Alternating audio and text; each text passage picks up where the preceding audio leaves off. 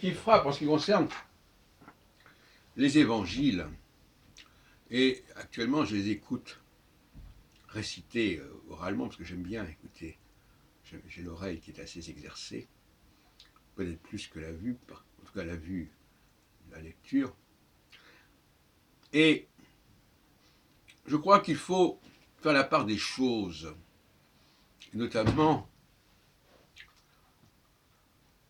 du ministère de Jésus. Il y a le problème de la théologie, c'est-à-dire la mission de Jésus, si on peut dire, c'est-à-dire les objectifs qui concernent la présence de Jésus, mais il y a aussi le ministère de Jésus.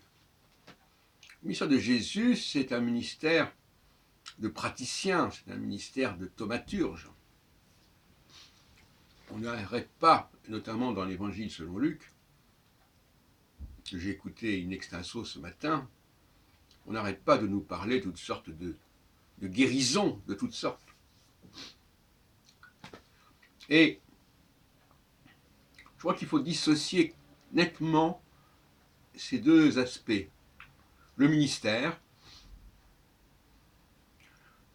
qui consiste à guérir, et puis la terre, qu'il s'agit, on peut dire, d'évangéliser, si on peut dire. Et cette terre, c'est la terre d'Israël, et non pas la terre de Judée. Alors on peut pinailler en disant oui, mais il est allé aussi en Judée, etc. etc. Il n'empêche que les apôtres ne sont pas des Judéens, à l'exception de Judas Iscariote, et ce sont des hommes, et non pas des femmes, qui est un détail qui n'est pas sans importance.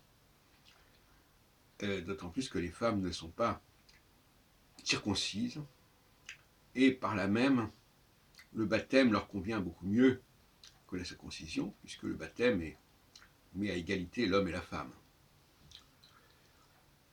Et voilà, chaque communauté a son propre discours identitaire, comme j'en parle à plusieurs reprises.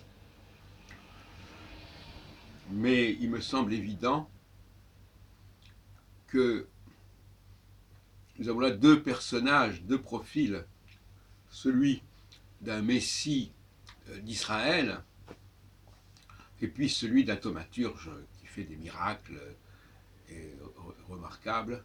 Et je n'ai pas tellement envie de les confondre, ces deux niveaux.